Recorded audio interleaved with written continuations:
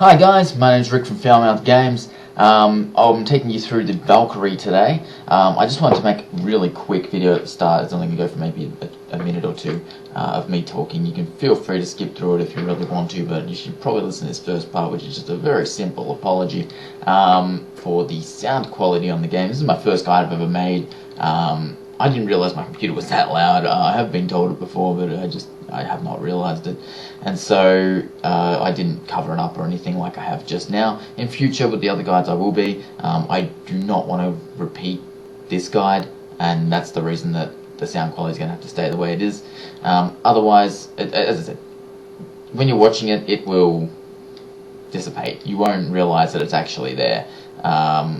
After maybe the first minute or two, it'll fade, and you'll just watch the video and you'll hear everything perfectly fine, but it is there, and I'm just apologising for that straight up. The second thing I want to go through real quick is just what we'll be covering and what these guides are for. So I'm making these guides because me and my friend, when we first started playing this game, it was only about 2 weeks ago that we started playing this game together, basically we wanted to learn how to play, but there wasn't a whole lot about how to learn how to play online at all, not just on YouTube as in guides, which there is fuck all guides. There's no guides. There's a couple of like walkthroughs for campaign, but to be honest, it's completely pointless to a walkthrough for this game. Once you know how to play it properly, any sticky situation you get into, you're going to work out a way to get out of it and play it correctly. And so I don't think a walkthrough there's any point to it. You can look for them if you're interested, of course, and there's some good walkthroughs. I'm not saying that the ones that are out there are bad. I just don't see the point of it. I don't think the game merits it. However, the game definitely merits a guide. This is a game that needs a guide if you're going to learn to play well and quickly, because there's definite learning curves, especially with the melee characters. Unlike any other one of these point-and-click type RPG games, this one especially merits it. It can get very complicated, and in regards to how you use them. Each character is very different, and then you have different weapons for the characters, which make them even more different because they play completely different roles with these different weapons. So that's the reason that what I've done with these videos, I'm going to go through all of that. It's a very in-depth guide, that's why it goes for so long. I will put a track listing down the bottom of each video so you can skip to whatever you want to know specifically. But I mean, these game guides might go for, an hour and a half to 2 hours each, just because I'm trying to get through all the information that I can possibly think of for these, because there's no websites for them really.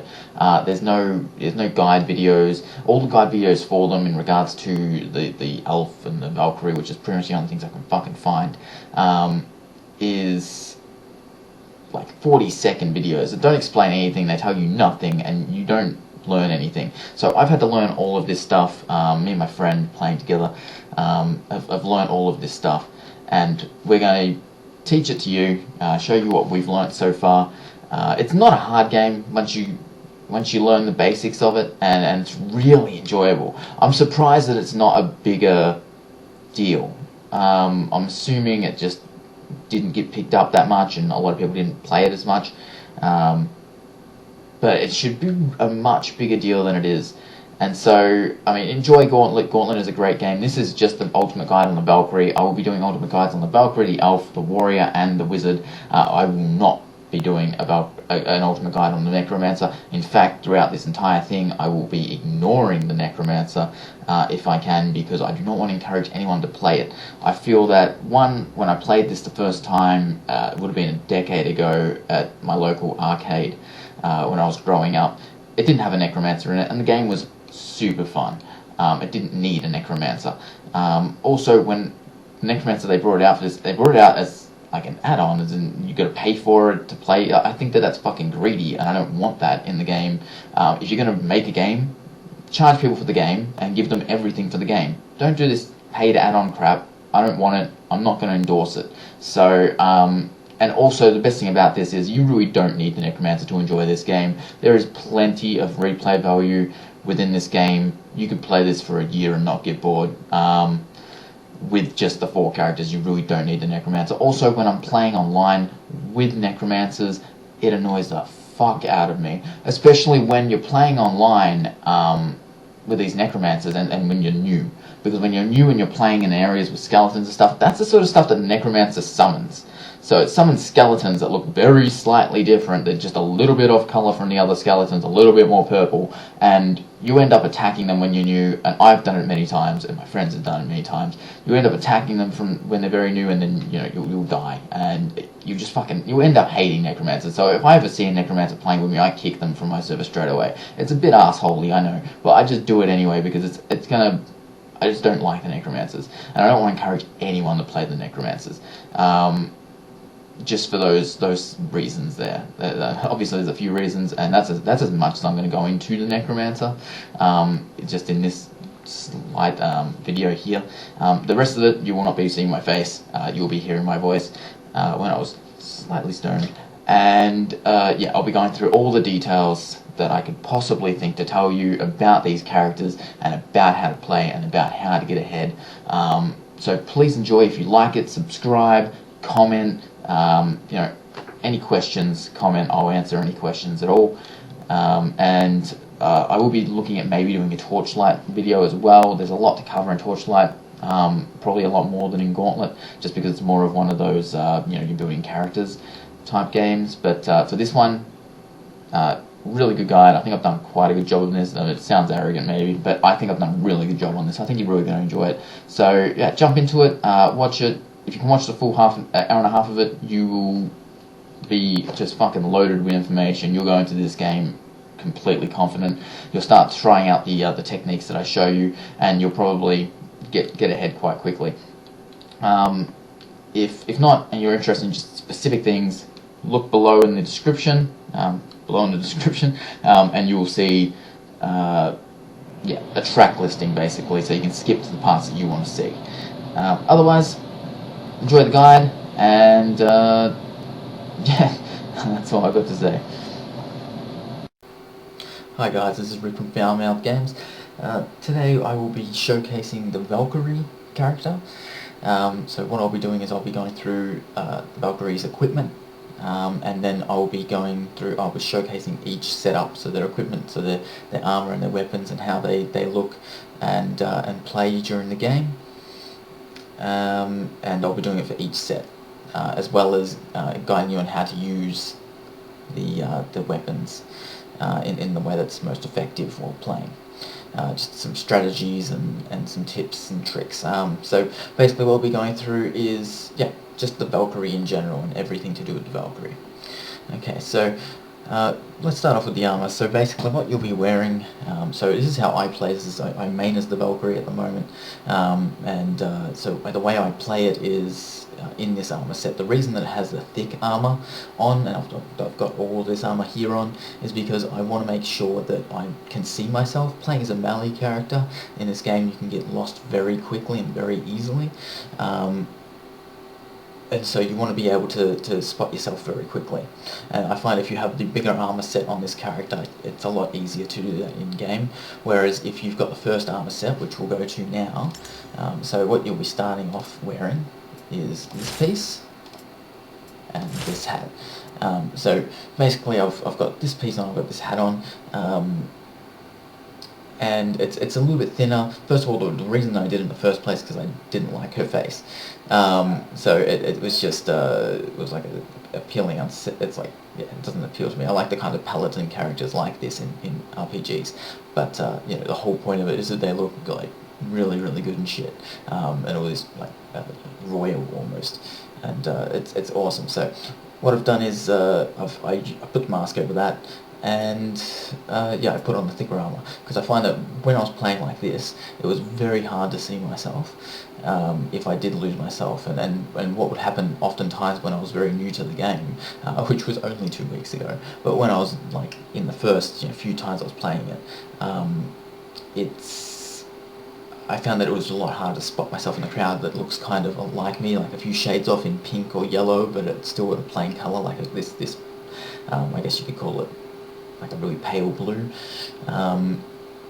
look that you've got when you're on the actual game. So that's the reason that I went with the big thicker armor set, and the weapon that I started off with was different as well. So I obviously started off with, where's the weapons, here we go. So it starts off with this one here. Okay, so basically the reason that I use this one is because, like, just as a main, while I'm playing at the moment, is because of the Final Justice, and it's the Extreme Prejudice as your weapon ability as well. This is probably the biggest reason. When you've only got a very short range on Valkyrie. As I said, it's more of a defensive character in regards to melee. It's very, like, you'll see what I mean when you get into it. You've got to protect yourself as well as play, and the good thing is that you can protect others as well. But yeah, it's much more of a defensive thing. So it only has a short range when it hits. When you've got the actual Extreme Prejudice, that's every 6 seconds you can strike them with something that goes a lot broader and actually will knock out a few more characters. So I'll get into that and I'll show you while we're playing as to why I use that when it comes to it. But yeah, the weapon ability here, this is the shield throw. So it's not too bad. I haven't used it a lot. I used it when I started off, but the first thing I bought was pretty much this armor set, and then I learned how to use these ones as well. So I haven't played this in a while, but I will show you how to use that effectively. We will work out how to use it effectively, and then I'll go through this and that, and I'll show you what the benefits of all these are. And with these characters, what's very important to remember is that it's all new. So the characters, when you're playing one type of thing, so if you're playing the first weapon, it's a completely different experience to playing the second weapon or the third weapon or the fourth weapon. They've all got very different ways of playing the character, and your strategies change with those changes to playing. So I'll go through each one of those throughout the game, and as for all the characters, obviously it has that ability as well. So I'll go through all that and we'll just start playing that. But what I'll go through first is the equipment, the rest of the equipment. So you've got the potion abilities. Now, I haven't used the other two, but just from the sounds of it after playing with this one, I think that this one's probably the best for my main. However, these ones might be better to your particular playing style.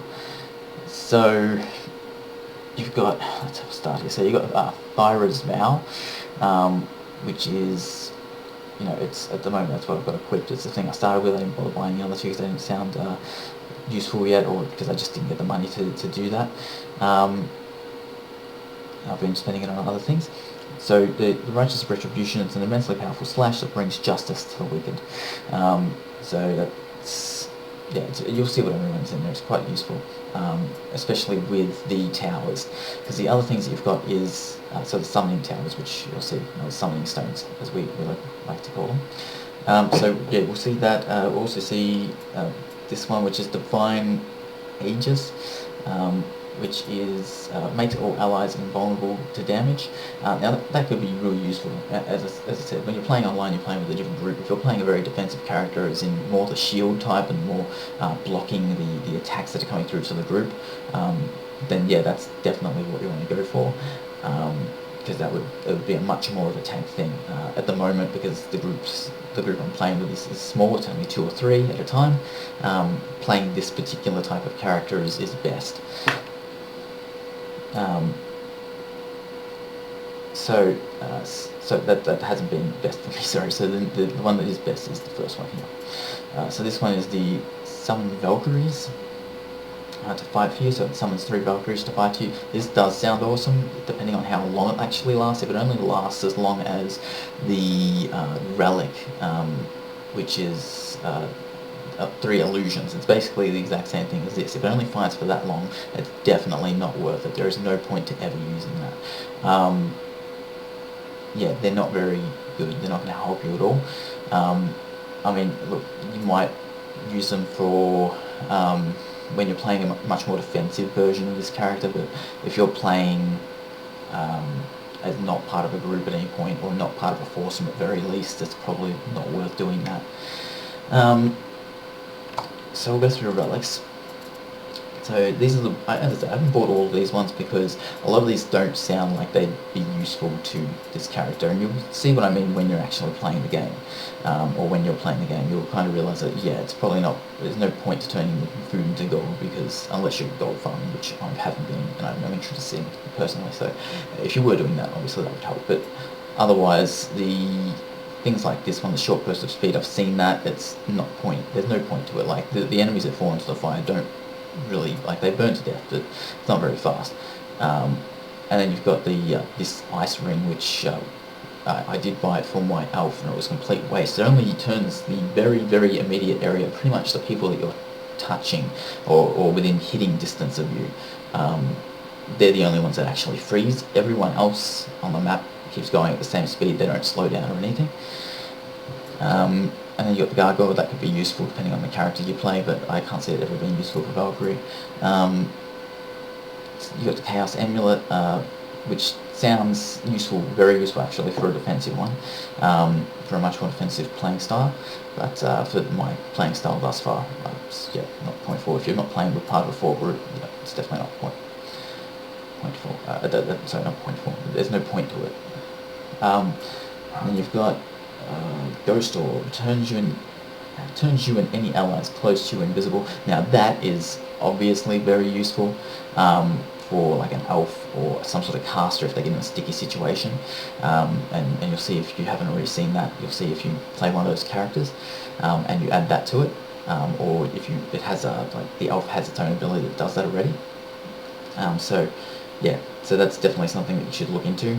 I think that's the case with the elf anyway. But yeah, definitely if you're an elf or a caster in a sticky situation, that's good. But with a Valkyrie, you're kind of always in the thick of it, so there's no point to that. Charm Monsters Fight for You, I haven't tried this one yet. I don't know the range of it. My fear is that the range is going to be the same as the Ice Ring, and the Ice Ring had just no point to it. That range would not help with that either.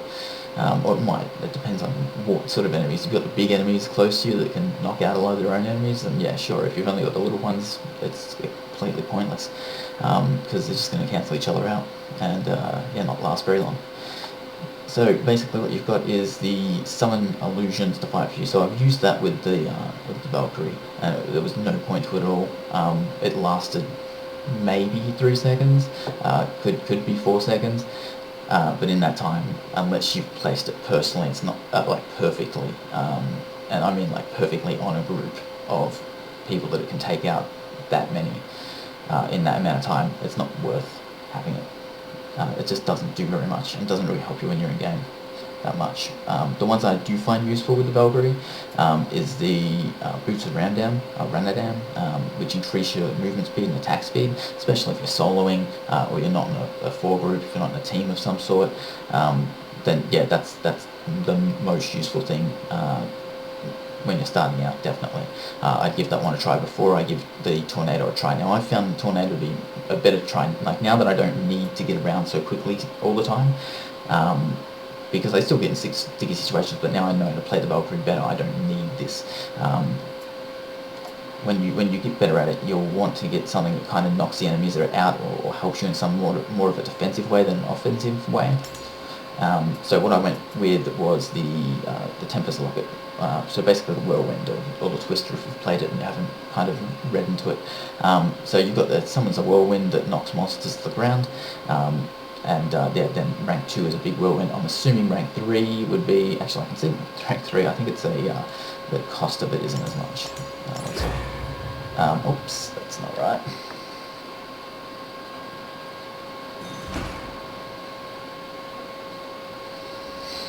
Well, that's fine anyway. I think I've got all the equipment. No, I don't have. It's okay, let's go back.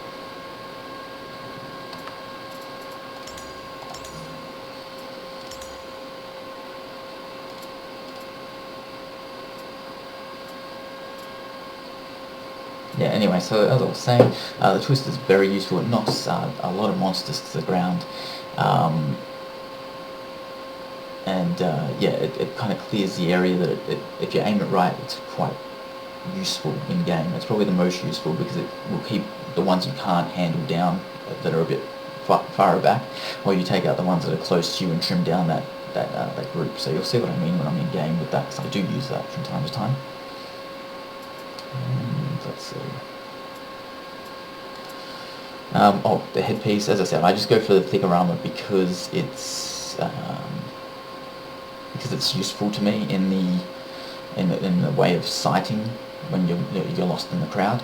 So that's why that was my choice for going with it. I mean, aesthetically, you can go with anything. You can go with that. I think it looks pretty cool. Like, if it wasn't an issue for me getting lost, I'd probably go with that hat because it looks alright. The face is just a bit, for me, for that character. So yeah, basically the circlet of the Avenger. So that looks quite good. Then you've got the Judgment Helm. None of these actually have anything to do with the attributes. These attributes have nothing to do with the actual ability of your playing, which is why I don't really care too much about them. But yeah, I mean, if you like a certain look, go for a certain look. I can't see a point to doing it. The other body piece that you start off with is obviously this one, but then you can move up to this, which actually I think this whole setup here looks way better than the one I'm wearing. But yeah, that's obviously way more useful when you're in a crowd. That's what I find. So what I'll do is I'll just see if there's anything else. Capes. I don't have all the capes. I'm not going to showcase the capes. You can do that yourself. Otherwise we'll be here all day, and I want to show you how to actually do it. So we went through everything, and I'll show you what I mean with with everything I've said so far while we play. So as I said, I'll be showcasing each one of these, what they'll be wearing, like what you can buy and wear with it, and how each weapon system works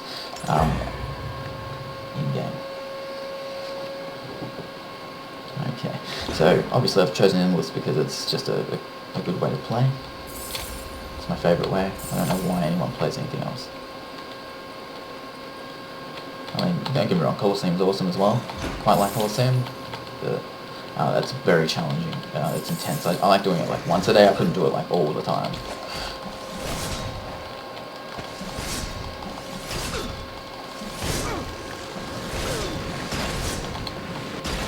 Okay, so as you saw there, if you didn't see what I did, basically I was using that attack a lot.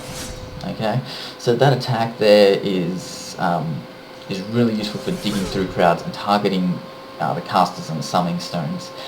So what you want to do with this character, if you watch me play, then was you want to move around the crowd and you want to target certain things, so that you can actually take out the crowd quicker and more effectively.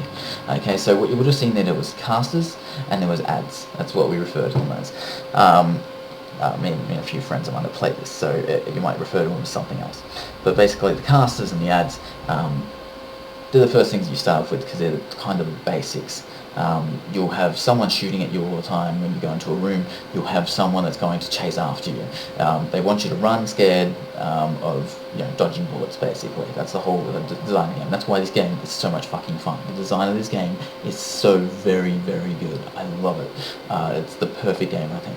I don't know why. Like, don't get me wrong, there's other games are good. I like Diablo. I played that a lot with friends growing up, and Diablo 2, and I played Diablo 3, and I fucking hated it. It was completely pointless. There was no reason to play that game.